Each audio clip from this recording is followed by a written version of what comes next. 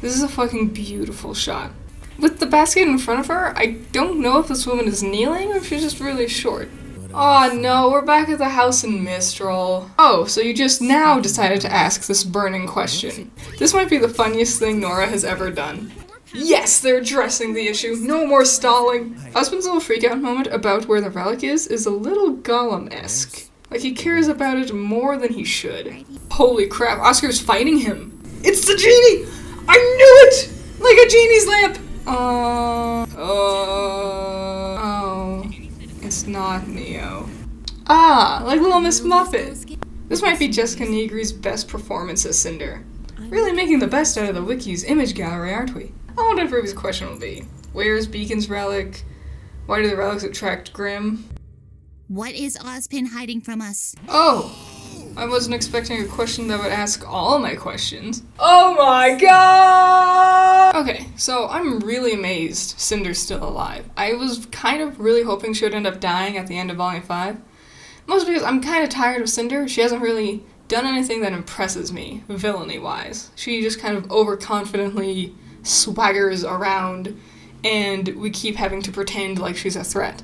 Even as a maiden, like she stopped Ozpin and Pyrrha, but then she struggles with Jean, and she lost to Raven. She doesn't really do anything that impresses me. So I was hoping she had died, so then Emerald would actually end up taking over as the new Fall Maiden. I was hoping the last person in her thoughts was Emerald, or something like that, just because it would be an interesting twist.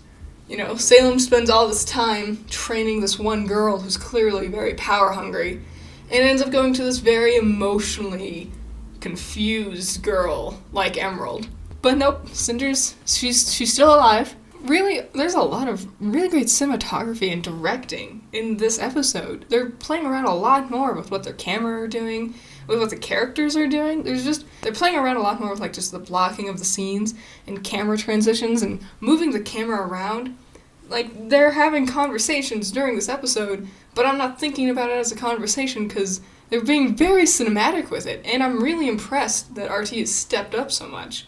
They must have hired a new storyboard artist, though, because this is nothing compared to how terrible Volume 5 was with this kind of stuff. This is way better, way more proper execution. I feel like suddenly doing a flashback to the kids back at their little apartment thing in Mistral was kind of a bad idea. If this scene was going to be important, it should have been in the last volume, but clearly they didn't think about the scene until now, so they had to shove it on back in here. Nora makes the joke of they finally get out of the house. I hate this. Rooster Teeth does this a lot, where they'll do something that was really poorly executed, and then the next volume they'll make a joke out of it. Just because you're making a joke out of it doesn't excuse the fact that it was terrible last time. The kids never moved in the entire time they were in Mistral. They were only in their apartment, or they were doing the final fight at Haven. There was no in between, and it was the worst thing. You can't have this grand adventure series and have them stuck in one spot. So having Nora be cute and make a funny joke out of it doesn't fix it. It just looks tacky. So they really should have addressed the power of the relics beforehand. They got brought up in Volume 4, and then 2 years later they finally get an explanation.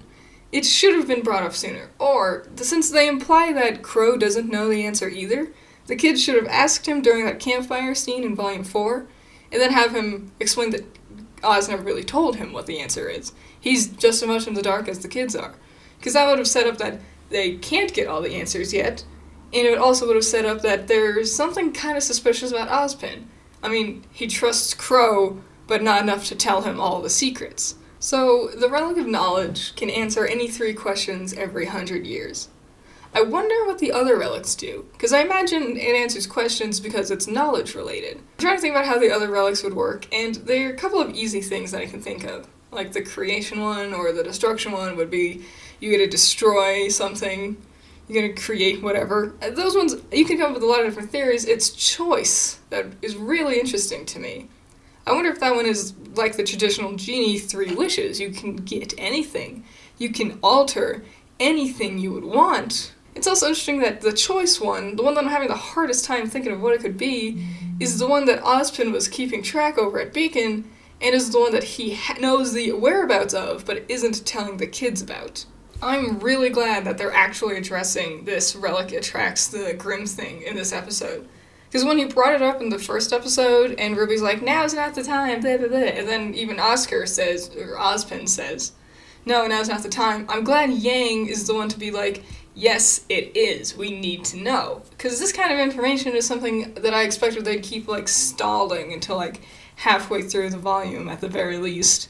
They have the tendency to just have these issues pop up, and then no one talks about it. Like, Ruby still hasn't mentioned her silver eyes to anyone. I realize that Ozpin often uses anxiety or fear as a way to avoid telling people things. Like, it made sense, it's like, no, don't tell people about maidens, because it would cause panic. Even Crow at one point in time says, Ozpin always said we can't make a panic. But I feel like Ozpin is using panic and negative emotions that naturally attract Grimm to avoid telling anyone anything, because that's always his excuse. This is the first time that we're seeing Oscar fight Ozpin for taking control of his body. And I hope we end up seeing a lot more of it, because I've always thought Ozpin's body possession quality of his reincarnation was very sketchy. He's basically taking the life of a boy and giving himself new life with it. It was one thing when it was just a voice in his head, but now that there's actually two souls fighting over this one bodily entity, there's a lot more shadiness around the whole situation. Especially the fact that you can clearly see Oscar is struggling to keep Ozpin to the side. When I first saw the lamp last volume, I kind of suspected it'd be the genie, because it looks like a lamp, like a torch lamp, get it? Rather than, like, genie lamp. But I guess I was expecting, since in the movie Aladdin, Genie is a man, I guess I was just expecting a man. And I should have expected a woman, because girls are supposed to be powerful in this show. They always hold positions of power, generally. That was dumb on my part. So, since we now know that the hooded figure from the opening is Cinder, not Neo, I hope they change the opening. I hope they make it so the hood doesn't cast a shadow and we can clearly see it's Cinder now.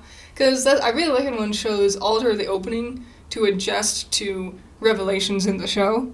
I'm sure episode 2 isn't that huge of a shift that they can make, but I think it'd be a nice touch. You know, it's really fascinating seeing Cinder in this position. I'm actually very excited to see what she does this volume. Like I said earlier, I don't really like Cinder. She hasn't really interested me much as a character. But that's just because she had, like, these amazing positions of power for no reason. Now, suddenly, she's on the very bottom of everything. Like, yes, she's still a maiden. She could, if she wanted, kill everyone in this room instantly. But then she wouldn't get what she wants. It's so interesting seeing her have to be so subservient, so just on the bottom of the barrel. Everyone's looking down at her. Usually we see her being the one standing there with two goons on her side trying to look menacing, and she's the one leering down at people, and the entire table has been turned on her with little Miss Malachite. So Jin mentions that she was created by the god of light.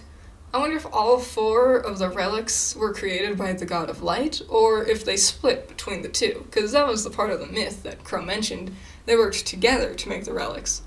So if the god of light made knowledge, I wonder which other one he made and which 2 the god of darkness made. I also assume there's going to be a genie in each one of the relics, but, you know, we'll just have to wait and see. I also wonder, are they all going to be blue, or is there going to be a different color for each relic that it's attributed to?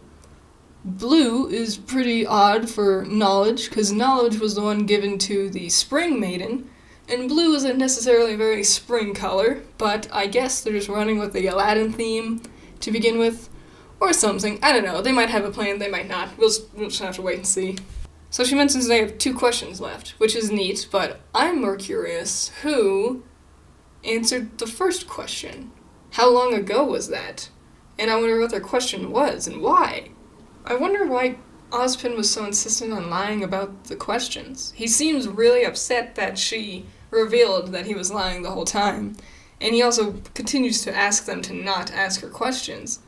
I wonder if there's a reason for that. At this point, I can't trust Ozpin anymore. I don't know any good excuse he could give as to why they shouldn't ask these questions, and I don't know if we could even believe his excuse if he gave one. This little moment was actually really surprising to me, because I understand Blake and Weiss standing up to Crow, but That's Yang's uncle. She's that upset that she's willing to bare her fist at one of the men who helped raise her? I'm glad RWBY is the only one who doesn't do anything. I know she's supposed to be like pure and naive and everything, but that faith in people that she has, that belief that there can be better, that there can be a good reasoning behind everyone's action, is one of the things that makes her a really interesting protagonist. And it makes her a pure one, really pure of heart. And this might be probably the most subtle example of RWBY's naivety and purity of heart that they've ever done. Usually they just spell it out for you. Like a character will be sitting there and they'll be like, wow, she sure is pure and naive of heart, huh? Or the directors will just tell you about it in the commentary. So this is actually really well done storytelling and character progression without having to use any dialogue. And it's way smarter than a lot of people, I think, gave it credit. So I really didn't expect RWBY to ask a very significant question. Like I said earlier, I thought it was going to be like, explain the relics better. I didn't expect her to actually ask a question that would lead to significant information being told. This is the first time in a while that the show is telling us really important information plot-wise, not just lore-wise. Usually time plot-related stuff is happening, it's like what will happen later that volume, not the grand scheme of the whole show. I also expected this kind of information to be told at the very end. This scene, I expected, was going to happen in the last episode, or the second to last episode. I didn't expect episode 2 to drop such information like this on us. And it's a good thing. This is something we should know. These are questions we've been asking as an audience since Volume 4, since the introduction of Salem at the end of Volume 3. It's about time that they do actually tell us what is happening. What is all this? Because not only does it not leave us burning the same question inside of us throughout this season again, but it also gives us something to move forward on from now. Now it's not just the girls are trying to get somewhere. It's not just the girls are trying to get the relics. There's reasons. There's plot-related reasons behind their actions. They know what they're doing now.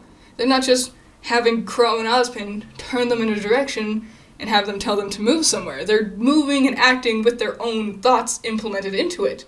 If they don't like what Jin ends up telling them about the relics and about Ozpin, they could just turn around and try doing something else. Suddenly, we're giving our protagonists the tools they need to be protagonists. And it's amazing. I like that we're getting... This is really just another lore dump, another explanation dump, which we had a lot of in the last couple of volumes. But this one is fully animated. I can't be upset, because they're like, this is the point of the show. This is why you watch a visual medium, because of what you're seeing. And they are putting 100% of their effort into making it a visual explanation. And it makes sense to have this be a visual explanation. If Jin just started monologuing, I would roll my eyes, and it'd be so boring and dumb. And having this not only adds to Jin's magical element, but also works way better in telling us, the audience, and our heroes something really important. So we see RWBY and Weiss and Blake and Yang and Crow witnessing this little story that Jin's about to tell us. I wonder if Maria is seeing this too. I wonder what she thinks of all of this. After her little beginning quip she said at the beginning of the episode, she didn't really say anything. Like, we saw her, she was definitely there, but I wonder what her takeaway from all this is going to be. So this might have been one of the best episodes of RWBY so far. Maybe I'm just still riding on the hype of how exciting it is to be getting such really well thought out choreography and animation and character performances. But this was from a production standpoint, this was really, really well done. And I am so excited to see what the next episode is. I've been thinking about this all day. I keep thinking about that shot of Salem turning around as Jin reveals who it is. I just want to know what happened. I want to get some, finally, explanations on Ozpin and this just whole history that Ozpin is in control of, and that has been the driving force of the story, but we really didn't know anything about it yet. This is a great direction the show has taken so far, and I hope it stays this high quality. So yeah, all in all, it's just amazing. I'm so excited to see where the show comes from here. If you like my video, please go ahead and like and comment and subscribe. It would really help a lot, and let me know what you thought. What did you think of the episode? What did you hate? Did you agree with me? Did you disagree with me? Please let me know. Let me know everything you're thinking about the show along with me. And I'll see you next time.